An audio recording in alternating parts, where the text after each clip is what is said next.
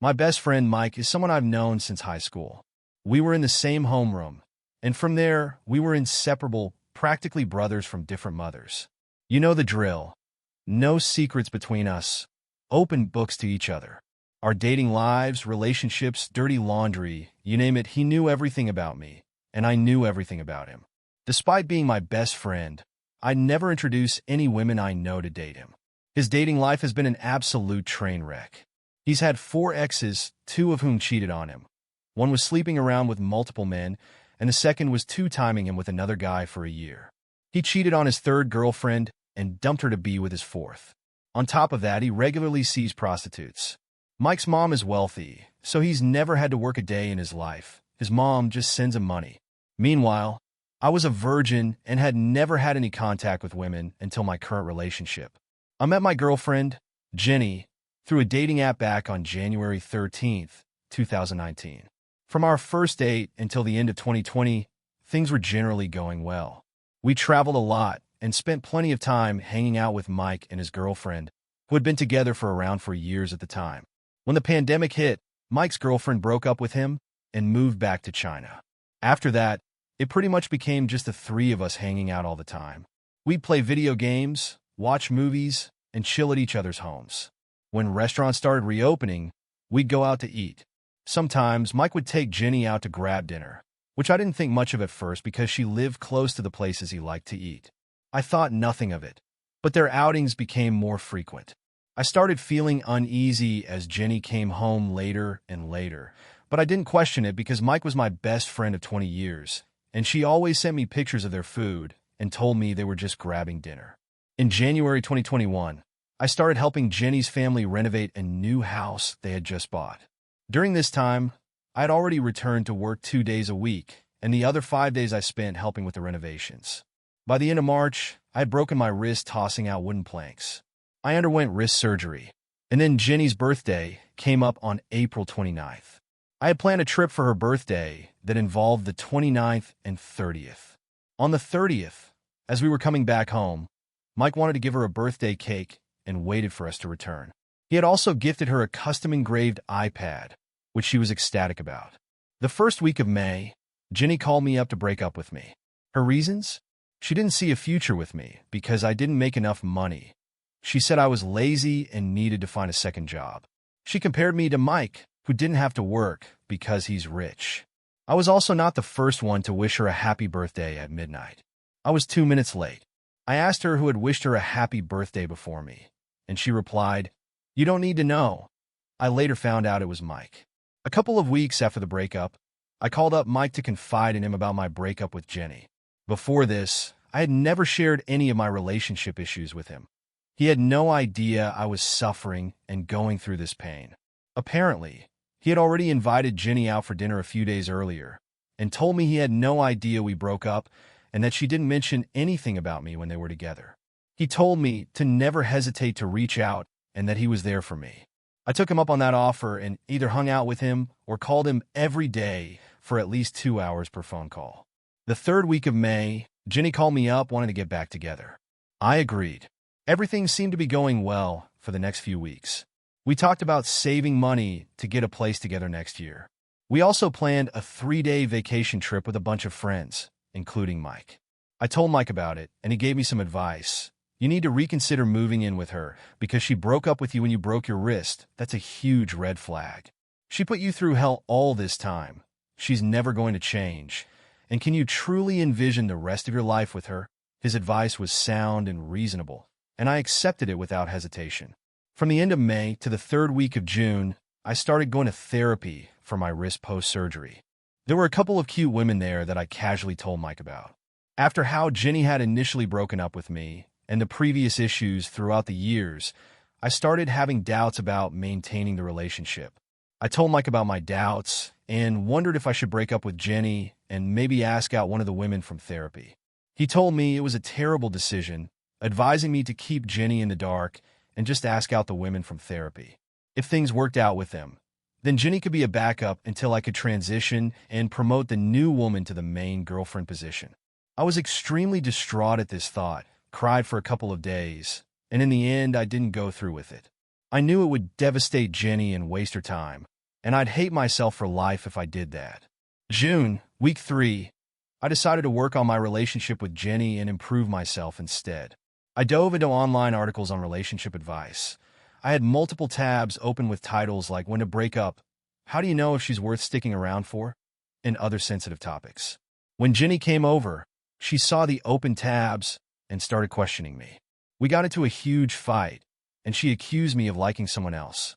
She told me that someone had asked her out during our relationship, but she turned him down because she was committed to me. She texted Mike, saying she was no longer going on the group outing we had planned. I told her I was having doubts, but wanted to work things out and try my best.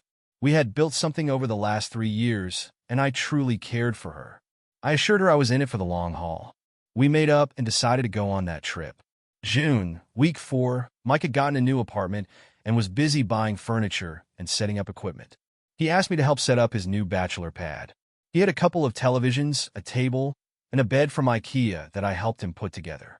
He had also started working out and doing cardio to lose weight, and he did a great job. After we finished putting the bed together, he thanked me. I told him, "No problem. You've been there for me every step of the way through the darkest time of my life. I would do the same for you. This is nothing." He reassured me that he never told Jenny anything during their hangouts. June 30th. This was the last time I could reach Mike by phone or text. The last time he picked up my call was earlier that day. I tried calling him later that night and texting him, but he dropped off the face of the earth. He later revealed that he was having dinner with Jenny that night and didn't want to make things awkward for her by picking up my call. This was the first time she hadn't told me they were going out for dinner, aside from the time we had broken up. July 9th. The next time I saw or contacted Mike was for the trip. He was the driver since he had the car. Previously, whenever the three of us hung out, I would sit up front with him while Jenny sat in the back seat. But this time she said, "It's a long trip and I get car sick," so she sat in the front the entire time. During the vacation, Mike paid for everything, all the tickets and meals. Jenny and he were together most of the time, running off to play arcade games, gamble, and disappearing from sight. Meanwhile, I was stuck hanging out with my other friends. One of them revealed that people were gossiping and taking pictures of them together, asking each other whose girlfriend she was. During the 3-day trip, I didn't have any intimate moments with Jenny. On the ride back, after everyone else had been dropped off, I was the last one in the car with Mike. He mentioned that he had gone to the same place the previous week with an ex-girlfriend, which is why he knew all the best spots to eat and have fun. We talked a bit, and I asked him why he had stopped picking up my calls. He said he was busy setting up the internet and finishing the final touches on his apartment. I soon found out that the trip he booked was originally intended for Jenny, so she wouldn't miss out on the vacation. My reconciliation with her had thrown a wrench in his plans. End of July 25th, my birthday was approaching, and the week before, things were getting cold and distant with Jenny. She took hours to respond to texts and sometimes didn't respond at all, which she had never done before. She came to stay over the night before my birthday, so we could celebrate together the following day. I waited until 12:05 a.m. before she mumbled nonchalantly, "Happy birthday." I tried to be intimate with her, but she brushed me off, something she had never done before. We finally ended up having sex, but it was our last intimate moment together. The actual birthday was a disaster. She was out of it, took me to eat, got me a present, but left halfway through the day, saying she was busy and had work to complete. It was the last time I saw her in person.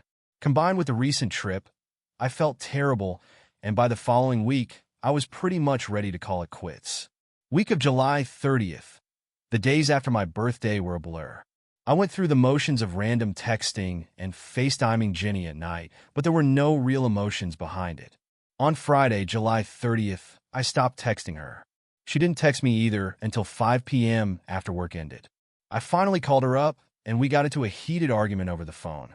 We never explicitly stated that we were breaking up, but we ended on a bad note. I was fed up with her attitude. I said some petty, angry things and asked her why she never got me a birthday card or a cake. Her response was, "I got you a card but didn't know what to write because I was scared you would leave me. I didn't get you a birthday cake because I was afraid this would be the last time you made a wish in front of me." I told her I didn't give a damn about her, and she hung up on me.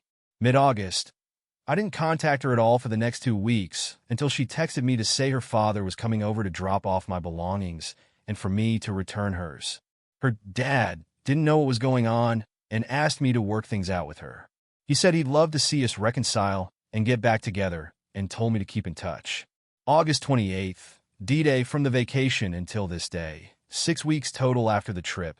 2 months if you include the last time I had spoken to Mike aside from the trip. I kept trying to reach out to him, but he never picked up my calls or answered any texts. That day at work, one of my other close friends called me. He said Mike had called him that morning to say Jenny had moved in with him, and they were now officially dating. Mike asked him to keep it a secret from me, but my friend called me right away to tell me the truth. I was absolutely gutted. That same night, Mike finally reached out to me. He called to tell me everything. In a state of complete shock, I answered incoherently and asked stupid questions. Mike, hey, how have you been? If you haven't already realized it by now, I'm dating Jenny. It just happened. I had no choice. I was feeling suicidal if I didn't see her. Being with her made me happy.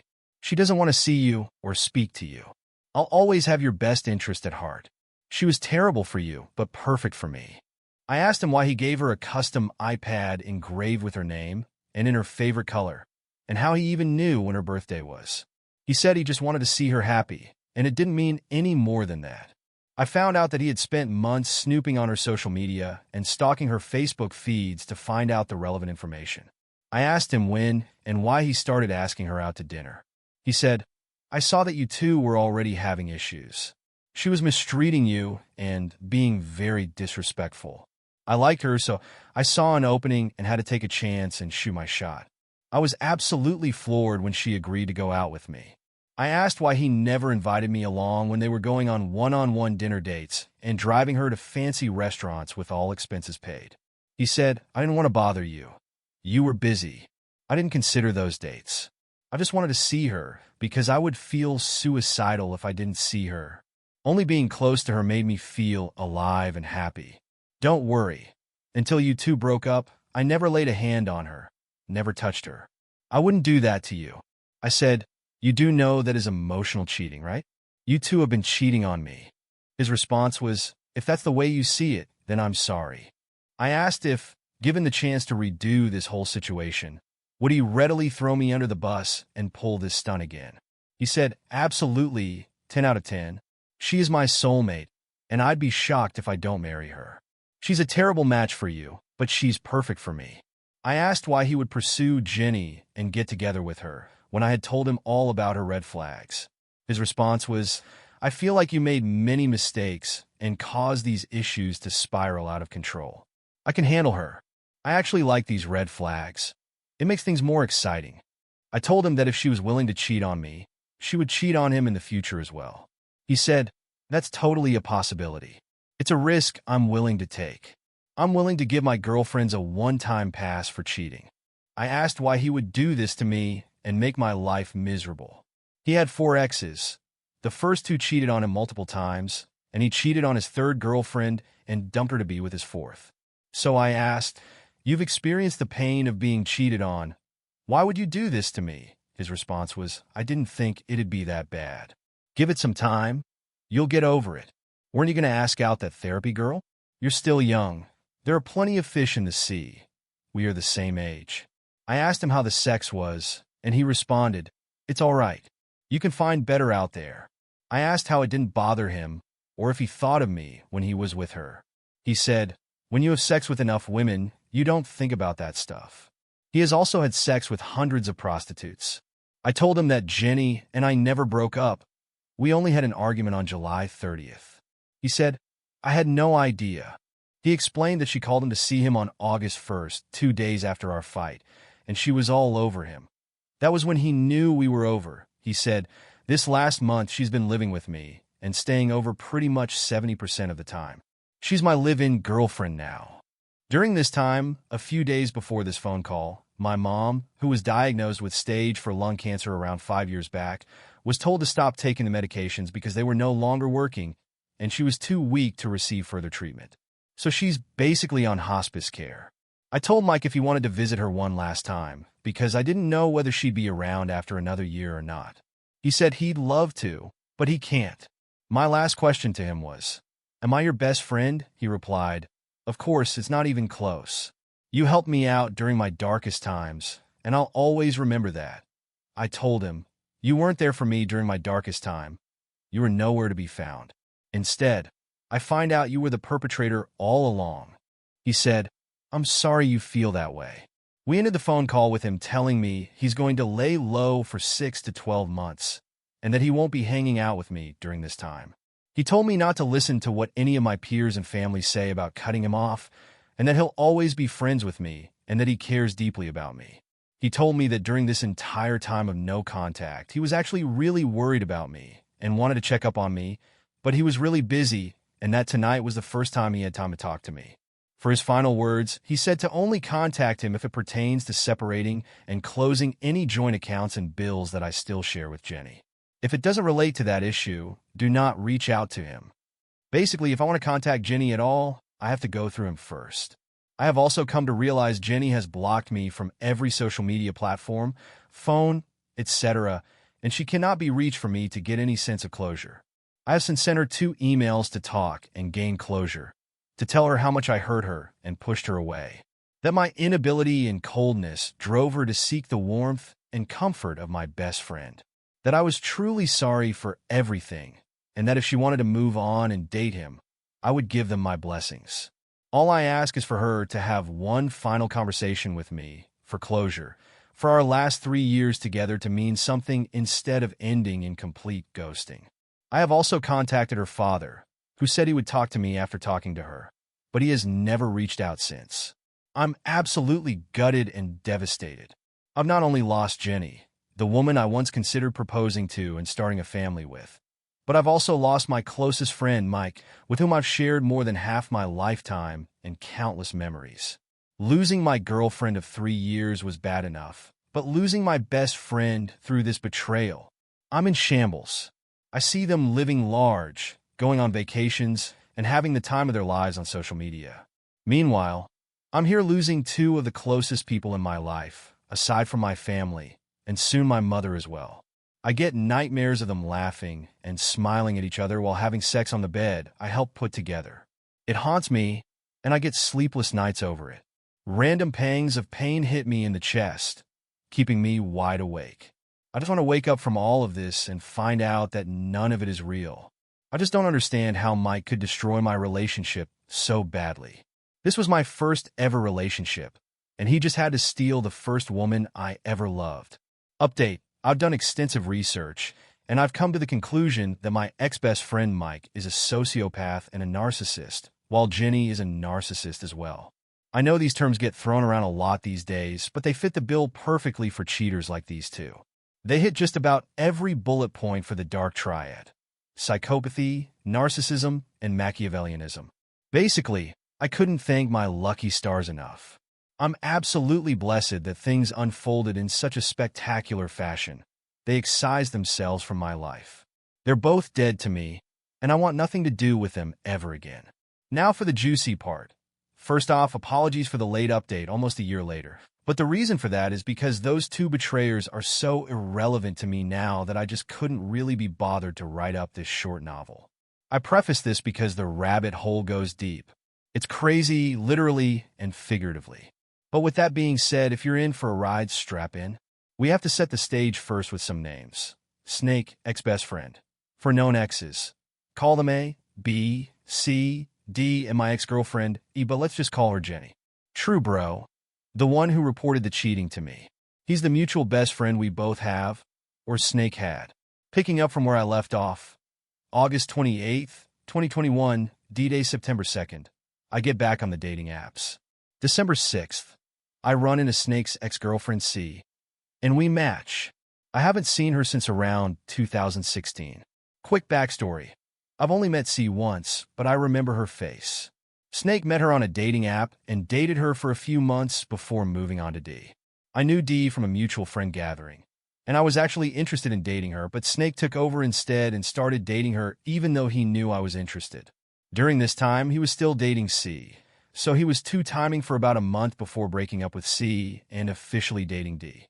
C never truly let go of Snake. She never dated anyone else since and was still madly in love with him, becoming the stalker type. She was always calling him, asking to meet up, and he felt bad. So he would take her out to dinner and trips periodically. Snake would always confide in me about how she was constantly reaching out to him. I told him he needed to stop seeing her and cut all ties because he was wasting her time and stringing her along. In backstory, December 6th, I match with C and start talking to her, saying, "Hi, it's been a long time." She responds with, "Have you heard from Snake? What's he been up to?" I immediately think, oh, the crazy ex is here. But I decided this woman has a right to know how much of an irredeemable piece of crap he is and for her to wake up and move on. So, I arrange a meet-up at a restaurant the following day. December 7th. I was nervous as hell and had no idea what to expect or how to begin, but before dropping my bombshells on her, we exchanged some brief pleasantries. Me: "When did you two break up?" C: "Like almost a month ago." Me: "Where was the last trip you two went on?" C: "Back in early July." Conclusion: Snake never broke up with C. He was dating both C and D for the last 4 to 5 years. D was a friend of True Bro, so we always hung out with her. C was the bygone ex from 4 years ago that was dropped in favor of D. Except she was never actually dropped. Apparently, Snake had been living with C in an apartment all these years. He would spend a few days at C's or their place, and then a few days at D's place. C had always asked about hanging out with True Bro and me since she hadn't seen us in so many years. Snake had a divide and conquer strategy set up. He would hang out with his college buddies with C, and when it came to D, he would hang out with us. So, a couple of months ago, Snake broke up with C and moved out to a new apartment, so he could move in with Jenny. But his name was still on the lease with C, and he still had keys to the place, so he would come and go as he pleased. Snake took C on a 2 to 3 day trip to the same place our group vacation was headed a week prior. Turns out Snake likes to do multiple repeat trips with all his women on back-to-back weekends. He took C, D, and Jenny to the same places like Disney World and Universal Studios. After we compared notes and pointed out every discrepancy and lie, we parted ways. December 8th, Snake showed up unannounced at C's apartment. The night before, she had tossed out all the remaining belongings Snake had left. Snake was livid and called up True Bro to spin some lies about clearing things up with C and that they were still in a loving friendship, sure. She changed the locks and got Snake to remove his name from the lease. Mid-December, C and I decided to visit Snake's dad to report to him what atrocities his son had committed. We both hadn't seen his father in years, and it just so happened she knew his address. So, we took a shot in the dark and showed up unannounced. The father was ecstatic to see us both. He immediately asked C, "How's the relationship going? When are you two getting married?" And to me, "Hey, I haven't seen you in so long, I missed you. How have you been?" Basically, we told him everything his son had done. That not only was he not marrying C, but in fact, it was over between them, as he had stolen my girlfriend and was currently living with her. Needless to say, the father was visibly distraught and devastated. Discoveries and truths uncovered. It turns out, Snake isn't rich at all. His dad, in his mid-70s and retired, sends him $1,000 a month from his own retirement and Social Security benefits to help pay for rent for the apartment with C, which is around $3,500 a month. Snake has never been employed in his life. We thought he was a trust fund baby, but he's just a lazy sack of garbage. C knows Snake does nothing but play video games 24/7, so she's the one paying for the entire rent. Basically, Snake had been using his father's money to wine and dine Jenny. Snake's mom isn't wealthy either. She does all right, but she most likely sends him some money as well. Snake has about 10 maxed-out credit cards and is in $100,000 debt. He's basically a massive fraud and loser. Despite graduating from a prestigious Ivy League school with an advanced degree, he has never had a job since then, stating that these positions are beneath him and don't pay enough. He wants the best of the best, top 1 percentile salary, where he's not working and wasting his time. He hasn't worked since graduating back in 2017. His own father said, "I failed as a father. I raised the biggest failure in the family lineage. I never should have come to America, never should have gotten married, and never should have had this kid." He's an utter disgrace to the family name. She also asked me for Jenny's contact info because she thought Jenny got tricked and didn't want her to become a victim and go through what she did. So I gave her Jenny's info, and she forwarded Jenny the following information: lease, screenshots of texts, and phone logs of Snake blowing up C's phone in the middle of the night, leaving texts saying he wants to get back together with her. Some highlights include Snake telling C he hoped to live in a mansion in the future where A, B, C, D, and he could live together under one roof and get along. This man was trying to amass a harem and wanted to add Jenny to his collection. Instead of thanking C, Jenny called her up to badmouth me, telling her to stop hanging out with me and that I'm a bad person. Apparently, Snake told Jenny that he still had to periodically check on C to make sure she was handling the breakup all right and to ease her pain. He has previously stated that he maintains close friendships with all his exes, treats them to dinners once in a while, and that all his exes wanted to get back together with him. Some extra tidbits about Snake. Snake has made inappropriate sexual advances on the wife of one of True Bro's best friends while he was still with D. D and the wife are best friends, so he was blatantly making a move on the wife while D was in the house. This transgression was swept under the rug as a one-time isolated incident. He has also had a history of making moves on other married women. He keeps nude pictures of his exes, particularly of ex-girlfriend A, on a password-encrypted hard drive that he views every so often.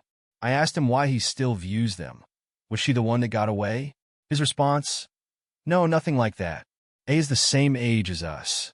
I don't want a 30s woman. She's old and washed up now. He went on to say he's merely admiring the pinnacle of the female physique in her 18-year-old prime when they first got together in college. He said she was his greatest conquest, and he's never going to be able to tap the ass of another 18-year-old, so he enjoys this body of art. Snake pays for prostitutes everywhere he goes. He tried to get me to lose my virginity on my 30th birthday to one, but I turned him down after he brought me to the brothel. The conclusion is that Jenny and Snake are both lost causes and deserve each other. May they enter a relationship of mutual, assured destruction. After that incident, the rest are pretty mundane. Apparently C's birthday is also in April like Jenny's. He called C and left a voicemail wishing her a happy birthday. Meanwhile, Jenny called C as well, continuing to tell her to get a hold of me to clear up some unfinished business. I find it hilarious and insane that both of them are reaching out to C. Fast forward to today, I'm at a point of indifference. If they break up, that's cool. If they don't, that's also great. At least they won't drag down any new victims. They're both pathetic, and what everyone told me a year ago came true. Time is the healer of all wounds, and I've simply stopped caring about them. I'm much happier for it. I can't promise that if I run into Snake on the streets, I won't buckle under the emotions and go after him. But luckily, I haven't seen him since. Otherwise, life's been good.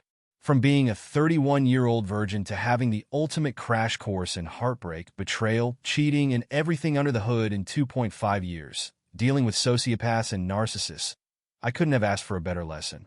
It left me with nothing but positives.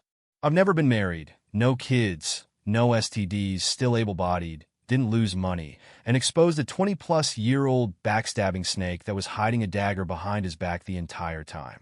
I dived into books about human psychology, relationships, self-help, and self-improvement topics, and watched countless videos and podcasts on all these subjects. It's opened my eyes, and I am that much wiser for it. Edit. Another dark story that I've forgotten about and decided to tack on here, since it's pretty niche. If anyone has played Animal Crossing, New Horizons, it's a video game on the Nintendo Switch where you own a small island that you can design to your liking, and other people can visit and run around and do activities together. Long story short, Jenny lived with me during the pandemic of March 2020, so when the game came out, we both were playing that as well as Snake. We would always laugh and poke fun at Snake for making a female avatar with long black hair. For as much as he plays, he's surprisingly ignorant about the game mechanics when we play together. However, he still managed to make his island into a 5-star rated resort. It's an in-game rating system, the highest level. Come to find out, it was because he was playing the game the entire time. Anytime we would ask him to co-op, whether to visit his island or ask him to visit us, he would grab the Switch from C and then play with us. I just found this revelation extremely unsettling and a chilling example of how cold and calculated this monster is.